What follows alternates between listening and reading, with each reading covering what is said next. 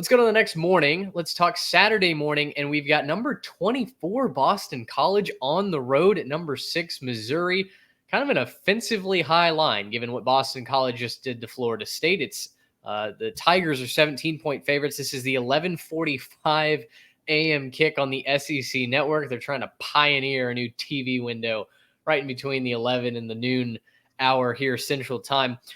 Trey, I'm on the Eagles plus the 17. I feel like this is same song, different verse. Missouri, I think, is a much better team this year than Florida State. I'm not about to try and compare Missouri and Florida State, but what I do believe in is Bill O'Brien's ability to shorten this game with the rushing attack. Boston College has been extremely effective through their first 2 games at toting the rock. Thomas Castellanos is a fine passer of the football. And when Boston College is able to run the wheel route, for goodness sakes, look out, right? The Screaming Eagles are going to be scoring some points. I think that Missouri does find a way to win this. After all, Trey, they haven't even allowed a single point in 2024 yet.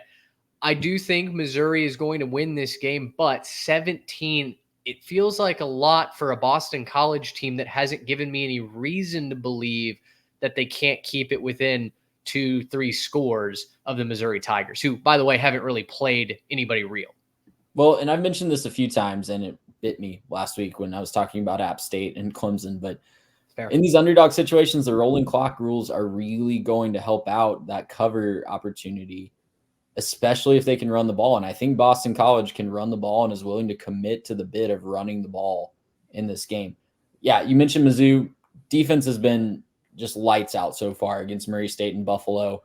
Obviously not the best competition that they could have faced. A lot of people didn't think Boston College was going to be much of a formidable opponent for them either. But I'm really interested to see that proof of concept under the new defensive coordinator. And without a lot of the guys they lost this year, this is the first formidable test for Mizzou. And we'll get to learn a lot about the Tigers this week, especially if they are able to cover the spread. I'm going to take Boston College to cover the points. I just think that they're going to run the ball too well, take the air out of the football, and it's going to be a relatively close game. Mizzou might pull away late, win by about 10-13, but that's about the max that I see. I think Boston College, veteran team, disciplined team, and they're not scared to go on the road. We saw them go into a hostile environment just a couple of weeks ago and just absolutely embarrass Florida State. So they're not scared of the environment. It might be a sleepy early kick for Mizzou at home. So give me Boston College and the points. And I'm really excited to see just another test for both of these teams.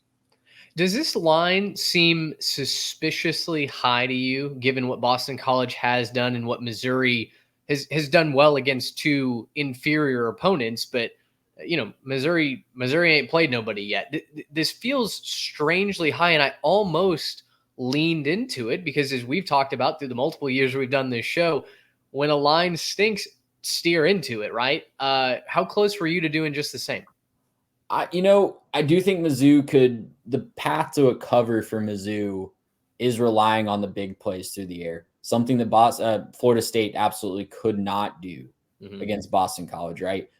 Florida State was very close to making that a completely different ballgame if they just had competent quarterback play and the receivers were on the same page with the quarterback. Yeah. And I think Mizzou's going to have that. I think Brady Cook and that receiver room are in sync. They're not going to be missing a lot of opportunities for the big plays, and that could really hurt Boston College. So the path to a cover for Mizzou is actually hitting on those big plays and exploiting Boston College, exploiting being more athletic in the receiver position than Boston College is in the defensive backfield. That's certainly a real possibility. But I don't know, man. The ACC outside of Florida State has surprised in a lot of these little smaller level matchups, right? Like we've got good, some not so good. Maybe it's all reverting back to Florida State at this point, and it's like an inbred feedback loop that we're gonna just look back on and laugh if Florida State loses to Memphis this week. But I don't know. Like Syracuse has looked good, Georgia Tech has looked good in spots, Boston College has certainly looked good. I know I'm naming all the teams that have already played Florida State or adjacent to Florida State, but I think Boston College can keep this within 17. I think they're going to limit the opportunities for the Missouri offense and get just enough done on the ground. They have to capitalize on their opportunities if they do get in the red zone, though. If they bring field goals to a touchdown party, it could get ugly really quickly. Yeah. Louisville's look good. There's another ACC. Louisville's look good. Yeah. There you Cal go. beat Auburn last week. They're an ACC team. That's right. That's right. Boy, it took an extra second for my mind to comprehend that. We won't talk about the Ponies of SMU, who are also allegedly an ACC team. We're both on Boston College. We're both on Arizona. I don't know if you should be concerned or really hopeful, because I went 3-0 last week. You had a great week last week. So fade Mitch, in the past has been a decent strategy, but this week I'm leaning into it. You're on a heater. I'm going to try to catch some waves with it. There you go. Gracious him. How